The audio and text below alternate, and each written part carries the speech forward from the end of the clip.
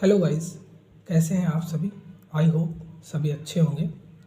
तो आज हम सीखेंगे कि मल्टीमीटर का यूज़ कैसे करते हैं और किस किस कामों के लिए हम इसका यूज़ करते हैं।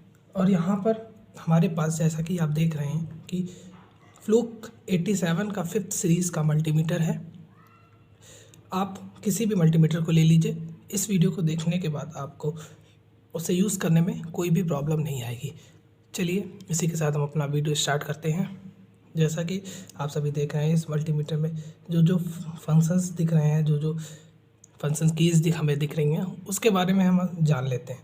देन हम रोटरी स्विच में जो बने हुए सिंबल्स हैं उनका देख ले। ये हमारी ऑफ फंक्शन है, इस समय हमारा मल्टीमीटर ऑफ कंडीशन में होगा।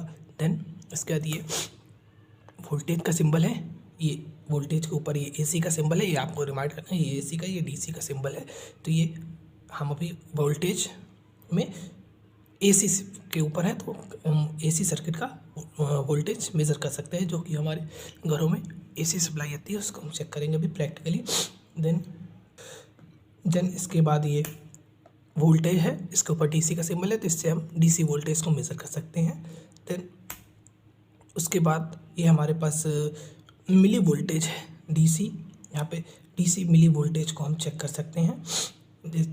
फंक्शन की दबाएंगे तो ये हमारा टेम्परेचर फ़ारेनहाइट, टेम्परेचर में डिग्री फ़ारेनहाइट पे पहुंच गए। इसके लिए हमें अलग से एक थर्मोकपलर प्रोब की आवश्यकता होगी, उसके थ्रू हम इस टेम्परेचर को मेज़र कर सकते हैं।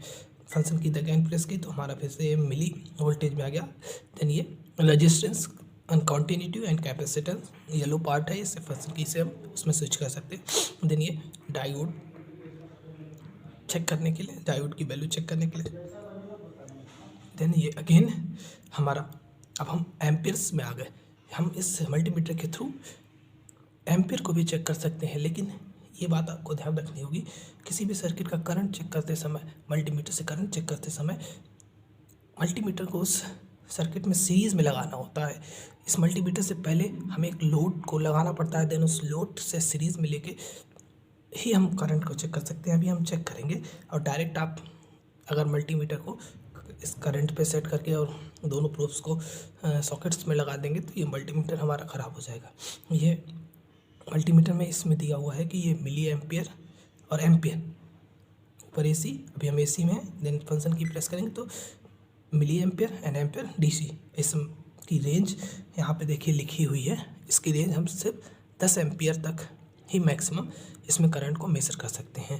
देन उसके बाद नीचे आएंगे तो ये माइक्रो एम्पियर अगर हमें मेज़र करना है एसी का तो यहीं पर आएंगे, देन प्रेस कर देंगे तो माइक्रो एम्पियर, ये बगल में येलो कलर से डीसी का सिंबल बना हुआ है, माइक्रो एम्पियर डीसी। सभी फंक्शन की का डिस्क्रिप्शन हो गया मे बी, अभी हम प्रैक्टिकली देखेंगे तो ज़्यादा क्लियर होगा। देन ये हमारे प्रोब्स के सॉकेट्स हैं। इनमें सबसे पहले हमारे पास एक ब्लैक प्रोब रहती है। ब्लैक प्रोब हमेशा इस कॉमन में फिक्स रहती है, तो हम इसको इस कॉमन में फिक्स कर देते हैं। यह प्रोब हमेशा कॉमन में ही रहती है। देन जब हमें कभी टेम्परेचर, वोल्टेज, रेजिस्टेंस और डायोड को टेस्ट करना होता है तो हमारी रेड वाली प्रोब इस सॉकेट में आएगी। ऑलमोस्ट हमें इसी की नीड रहती है, तो हम इसको भी इसमें फिक्स कर देते हैं। देन ये तीसरा सॉकेट हमारा मिली एम्पियर, माइक्रो एम्पियर, इसको चेक करने, जब हमें करंट चेक करना होगा, जब हम इस जगह पे होंगे माइक्रो करंट में, तो हम इस रेड वाली प्रोब को निकाल कर इस वाले सॉकेट में लगा देंगे तथा कॉमन वाला सेम इसी में रहेगा ऑलवेज। अगर हमें एम्पियर चेक करना है 10 मिली और माइक्रो से ऊपर जाएंगे, मैक्सिमम इसमें सिर्फ 10 एम्पियर तक का ही करंट चेक किया जा सकता है, तो रेड वाली प्रोब को हम इसमें लगा देंगे। चलिए अब हम सभी कुछ कंपोनेंट्स जो जो पॉसिबल हैं उनको हम प्रैक्टिकली कैसे यूज़ करते हैं वो चेक करेंगे, तथा हम कैसे किसी भी रजिस्टर, डायोड, कैपेसिटर की वैल्यू चेक करते हैं तथा उसकी टेस्टिंग करते हैं कि वो गुड कंडीशन में है या बैड कंडीशन में है। चलिए गाइस, अब हम इस मल्टीमीटर को प्रैक्टिकली यूज़ करके देखते हैं। अभी ये ऑफ कंडीशन में है। अब जैसे ही हम इसको सबसे किसी भी मल्टीमीटर की स्टार्टिंग हम उसकी कॉन्टीन्यूटी टेस्टिंग से, कॉन्टीन्यूटी सबसे इंपॉर्टेंट फंक्शन है इस किसी भी मल्टीमीटर का, तो सबसे पहले हम इस कॉन्टीन्यूटी पे रोटरी स्विच को लाएँ। देन ये बजर मोड ऑन करने के लिए हमने जैसे बताया कि बजर है, जैसे इसको प्रेस करेंगे तो ये हमारा बजर मोड ऑन हो गया। जैसे ही हम प्रोब को आपस में टच करेंगे तो एक बीप सुनाई देगी, एक बीप सुनाई देगी, जो कि हमारे बजर मोड ऑन हो गया है। और इसमें बजर मोड में हम कॉन्टिन्यूटी फंक्शन पे पहुंच चुके हैं। अब कॉन्टिन्यूटी फंक्शन के थ्रू हम किसी भी वायर की कॉन्टिन्यूटी चेक कर सकते हैं कि कोई वायर बीच से ब्रेक तो नहीं है, आपस में टच करके वो हम बहुत से टेस्टिंग कर सकते हैं।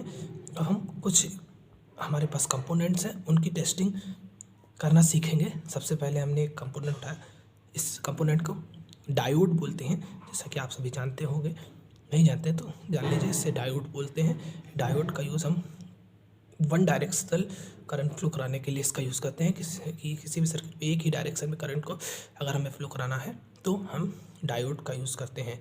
डायोड में एक ये सिल्वर पट्टी से मार्किंग होती है, इसका मतलब ये इसकी निगेटिव लेग है और दूसरी साइड पॉजिटिव लेग है।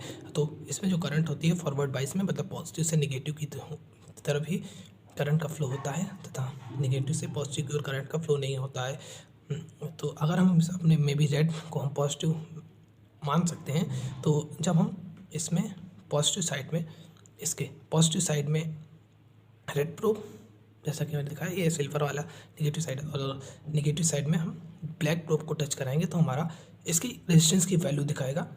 और जैसा कि ये 576.5 ओम इसका रेजिस्टेंस है।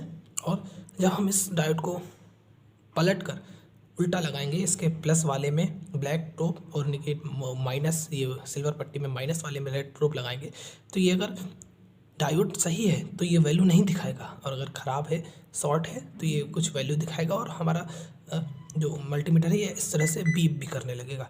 जैसे ही अब देखिए हम टच करेंगे इसके, अब देखिए मैंने आपस में दोनों को टच कर दिया है, लेकिन ये डायोड हमारा सही है। इसका मतलब ये निगेटिव फॉरवर्ड रिवर्स बायस में कोई भी वैल्यू नहीं दिखा रहा, और फॉरवर्ड बायस में जैसे इसको टच करेंगे तो ये इसके रेजिस्टेंस की वैल्यू दिखाने लगेगा। इसका मतलब ये डायोड हमारा बिल्कुल ओके है। अब दूसरा एक और डायोड है हमारे पास, इसको टच करेंगे, क्या ये ओके है? ये इसकी माइनस साइड है, माइनस साइड मैंने प्लस से, और नेगेटिव साइड मैंने प्लस ब्लैक वाले से, और पॉजिटिव साइड हमने रेड वाले से टच की। 571 का रेजिस्टेंस है इसका। अब हमने इसको पलट कर लगाया, उल्टा लगाने पे इसमें कोई भी वैल्यू नहीं आनी चाहिए, नहीं बीप होना चाहिए। इसका मतलब ये डायोड सही है। अगर ये डायोड हमारा ख़राब होता तो जैसे ही हम रिवर्स बायस में, मतलब नेगेटिव साइड में रेड वाली प्रोब लगाते तो ये बीप करने लगता, इस तरह से बीप करने लगता, मतलब ये डायोड हमारा ख़राब होता। अब जितने भी टाइप के डायोड होते हैं उन सभी का टेस्टिंग हम इसके इसी सेम फंक्शन से करेंगे। जैसा कि एलईडी भी एक तरह का डायोड होता है, जेनर डायोड, जो भी इतने टाइप के में डायोड हैं, इन सभी की टेस्टिंग सेम इसी तरह से होती है। जैसे हम एलईडी को देखेंगे, एलईडी में एक साइड से में बल्ब जलना चाहिए, एक साइड से बल्ब नहीं जलेगा। ये वन साइड नहीं जला, दूसरी साइड से पलट कर लगाया, ये में भी दिख रहा होगा आपको, ये ग्लो करने लगा, ग्लो करने लगा। इसमें वैल्यू नहीं दिख रही क्योंकि ये ग्लो करने लगा है। ग्लो कर रहा है मतलब एक साइड से ग्लो कर रहा है तो इस ओके है, दूसरी साइड से अगर नहीं ग्लो कर रहा है तो ये सेम एक डायरेक्शन में ही इसमें करंट फ्लो हो रहा है। इसका मतलब ये एलईडी भी ओके है। अब रेजिस्टेंस चेक करना है, तो ये हमारे पास एक रजिस्टर है, इसकी कितने ओम का रेजिस्टेंस है इसको चेक करना है। तो ये सिंपली हम दोनों प्रोब लगाएंगे। 6.8 ओम का ये हमारा रजिस्टर है। देन इसी तरह हम इस कॉन्टिन्यूटी मोड से ही हमारे पास एक फ्यूज़ है, फ्यूज़ को भी चेक कर सकते हैं। अगर ये फ्यूज़ हमारा बर्न होगा तो ये बीप नहीं करेगा, अगर ओके होगा तो ये बीप करेगा, मतलब ये प्रोब ही आपस में टच हो गई, मतलब कि एक सॉल्ट आपस में एक लो मेल्टिंग पॉइंट का एक वायर ही आपस में शॉर्ट कनेक्ट रहता है। तो अगर बर्न नहीं होता है तो ये बीप करता है, जैसा कि ये बीप कर रहा है। अगर ये बर्न होता, बीच से ब्रेक होता तो ये बीप ना करता है। ऐसे हम फ्यूज़ को भी टेस्ट कर सकते हैं। अब ये हमारे पास एक कैपेसिटर है। किसी भी कैपेसिटर को टेस्ट करने के लिए कॉन्टिन्यूटी मोड से इसका फंक्शन होता है कि अगर जब हम कैपेसिटर को दोनों प्रोब में टच करें तो ये हमारा बीप नहीं होना चाहिए, मतलब आपस में शॉर्ट नहीं होना चाहिए। किसी भी डायरेक्शन से चेक करें, जैसे हमने इसको इसमें टच किया, कोई बीप नहीं आई, नहीं ये इसका मतलब इस तरह से शॉर्ट नहीं है, दूसरी साइड से भी शॉर्ट नहीं होना चाहिए, मतलब ये कैपेसिटर हमारा बिल्कुल सही है। अगर इस कैपेसिटर की वैल्यू चेक करनी है तो जैसा कि हम इसमें रजिस्टर्स हैं, इसके जस्ट बगल में हमें कैपेसिटेंस का येलो कलर का सिंबल है, तो हम फंक्शन की को प्रेस करके कैपेसिटेंस में पहुंच गए माइक्रोफेरेड। अब इसकी माइक्रोफेरेड की वैल्यू भी चेक कर सकते हैं कितने माइक्रोफेरेड का ये हमारा कैपेसिटर है। जैसा कि हम देख रहे हैं ये 96 नैनोफेरेड का कैपेसिटर है। बोर्ड पे जाएंगे तो ये हमारा ओके बसर बोर्ड पे जाएंगे। जैसे कि कैपेसिटेंस चेक करते समय ये चीज़ आप लोग याद रखना, जब हम रेजिस्टेंस में जाएँ देन आप अगर डायरेक्ट ऐसे इसको लगाएंगे यहाँ पर तो ये कुछ ऐसा कुछ वैल्यू दिखाने लगेगा, तो आपको लगेगा कुछ समझ में नहीं आएगा। उससे पहले रेजिस्टेंस और कॉन्टिन्यूटी वाले पे जाके आपको बजर को एक्टिवेट करना है। देन इसके बाद ये वैल्यूज़ जैसे भी डायोड टेस्ट किया, सब टेस्ट किया मैंने, सब उसके बाद ये टेस्टिंग करनी है। ये बात आप लोग याद रखना, वरना आप कन्फ्यूज़ होंगे कि मैंने क्या बताया है। ओके, और अगर हम इस डायोड की वैल्यू चेक करना चाहें तो ये जैसा कि डायोड का फंक्शन दिया है, इस रोटी स्विच को हम डायोड पे लाएंगे और इस डायोड की वैल्यू चेक करना चाहें तो डायोड की वैल्यू चेक करेंगे कि इस डायोड की वैल्यू 0.580 आ रही है। जैसा कि आप सभी देख रहे हैं, दूसरी साइड से लगाएंगे तो ये वैल्यू नहीं दिखाएगा रिवर्स बैस में। जैसा कि मैंने बताया, यहाँ से भी डायोड टेस्ट, यहाँ से भी ये डायोड की टेस्टिंग की जा सकती है। Okay, thanks. अब हमने कंपोनेंट की टेस्टिंग कैसे करते हैं, रजिस्टर, डायोड, कैपेसिटेंस, एलईडी, ये तो सीख लिया। अब हम देखते हैं कि अब हम 1 बाई 1 करके सारे फंक्शंस देखेंगे। जैसे कि अभी ऑफ कंडीशन में अब हम वोल्टेज में आ गए। वोल्टेज के ऊपर एसी का सिंबल बना हुआ है, तो हम चेक करेंगे किसी भी सर्किट में वोल्टेज को चेक करना है। बहुत ईजी है, जैसा कि आपके घरों में 230 की एसी सप्लाई आती है। ये जैसा कि आप देख रहे हैं हमारे पास एक एक्सटेंशन है, इसमें हम वोल्टेज को चेक करेंगे कि हमारे घर में कितना वोल्टेज आता है। जैसा कि आपको दिख रहा होगा कि ऐसे ही हम दोनों प्रोब को इस एक्सटेंशन में लगाएंगे तो हमें समझ में आ जाएगा कि कितने की सप्लाई आ रही है। हमने दोनों प्रोब को इस एक्सटेंशन में लगा दिया। अब हमें दिख रहा होगा कि हमारे मल्टीमीटर में 241 इतना वोल्ट एसी हमारे घरों में आता है। अभी करंट में आ रहा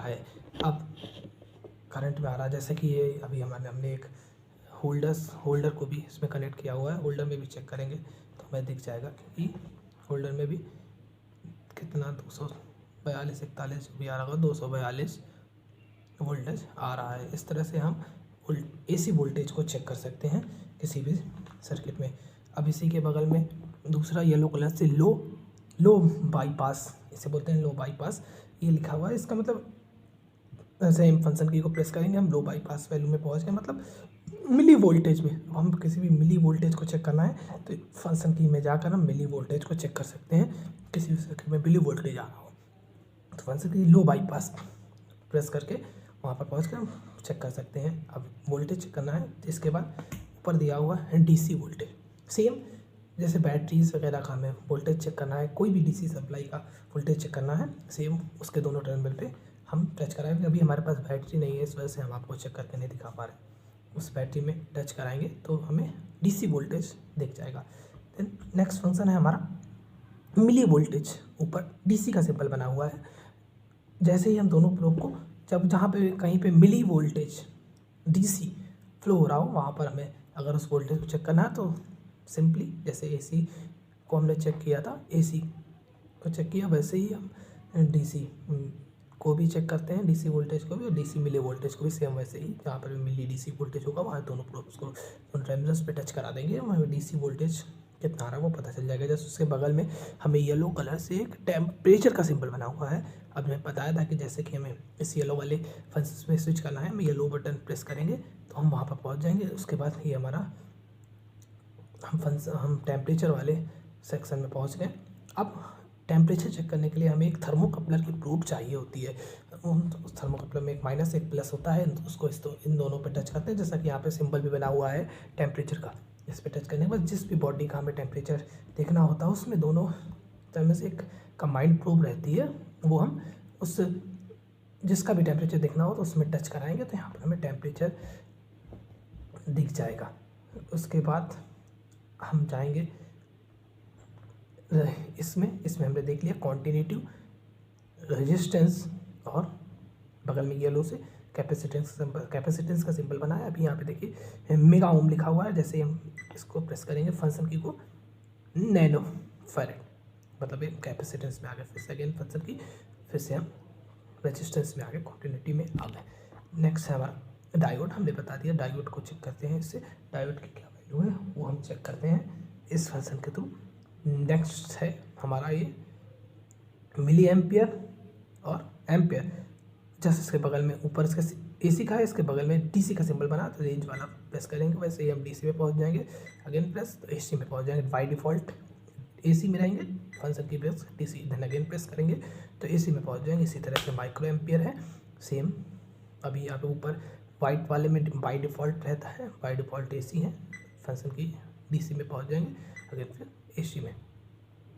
एक चीज़ लेकिन याद रखना, कभी भी हम मल्टीमीटर से थ्रू डायरेक्ट करंट को चेक नहीं कर सकते हैं। उसको चेक करते हैं हम हमेशा करंट को चेक करने के लिए हमें सर्किट में मल्टीमीटर को सीरीज़ में लोड के साथ ही लगाना पड़ेगा।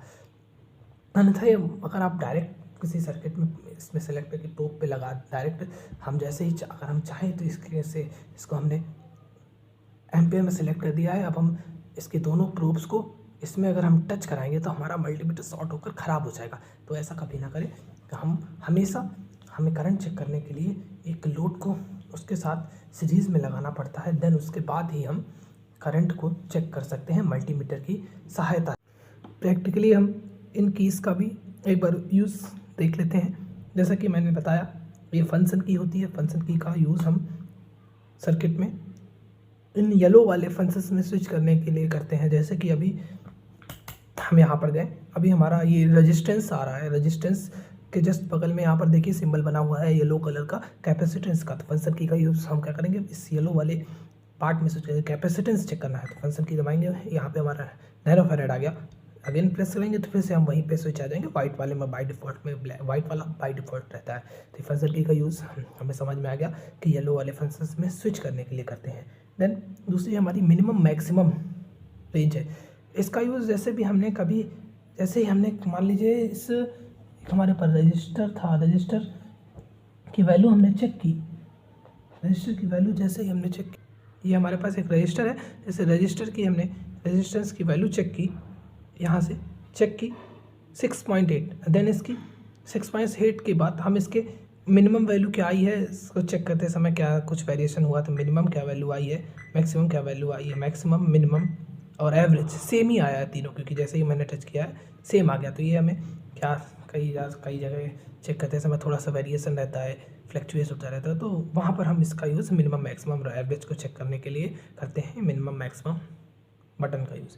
देन इसके बाद ये हमारी रेंज की बटन है। रेंज की बटन में जैसा कि आप देखेंगे, रेंज की बटन का यूज़ हम क्या करते हैं, जैसे कि अभी हम रेजिस्टेंस पे आए और यहाँ पर लिखा हुआ है मेगा ओम, अभी हम मेगा ओम में हैं। ऐसे रेंज बटन को प्रेस करेंगे हम ओम में आ गए। ओम के बाद किलो ओम, मतलब इस रेंज को डिसाइड करने के लिए, किसी भी वैल्यू की रेंज को डिसाइड करने के लिए हम रेंज बटन का यूज़ करते हैं कि हमें किलो ओम चेक करना है, मेगा ओम चेक करना है या ओम चेक करना है। रेंज को चेक करने के लिए हम रेंज बटन का यूज़ करते हैं।